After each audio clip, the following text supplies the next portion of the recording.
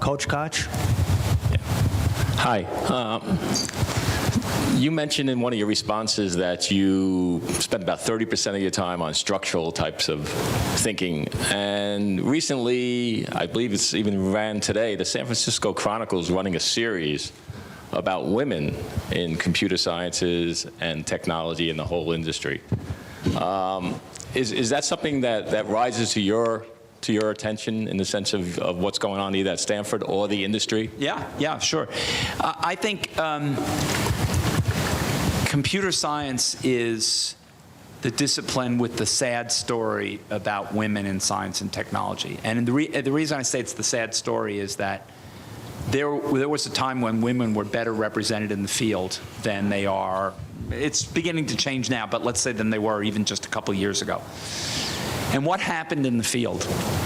What happened is when the field boomed in the 80s and 90s, and many more students were going into it, the number of males rose much faster than the number of females. I think some work's been done to analyze that, indicating that the rise of computer games probably had a lot to do with that, especially computer games that involve killing people.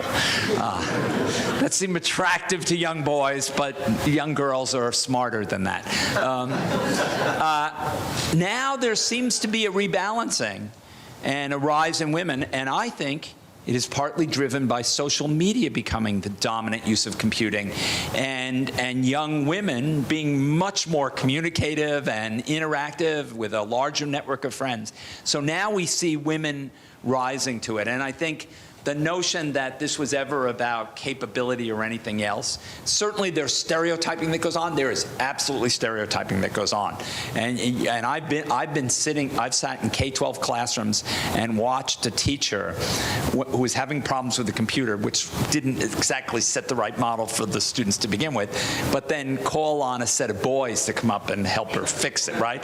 So we still have some of this that goes on in classrooms, but I think things are getting better, and we've got to, as we get more and more young women into these roles, I think things will be just fine. But we've got to encourage them. They've got to feel confident that they can do the work, because I think they actually have the ability.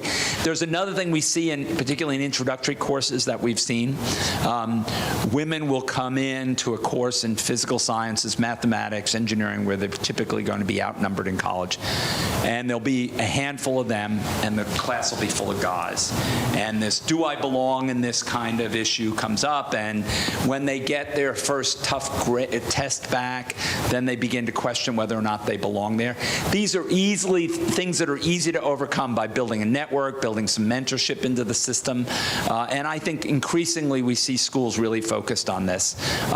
The other thing I've seen that's really exciting is we see a couple disciplines where women are in engineering and science. Biological sciences have always been in pretty good shape. They've had a long history of women being in it. But in engineering now, we're seeing a couple of our engineering majors where women are reaching 50% of the majors. So what are they? Environmental engineering, bioengineering, product design. So there are disciplines where we see that kind of where breakthrough has occurred, we're over the critical mass hump, and things are working well. And I think we'll see this happen more for computers. That's a wonderful change. I'm hoping we're happy to see it more happen. Thank you for that question, Alan.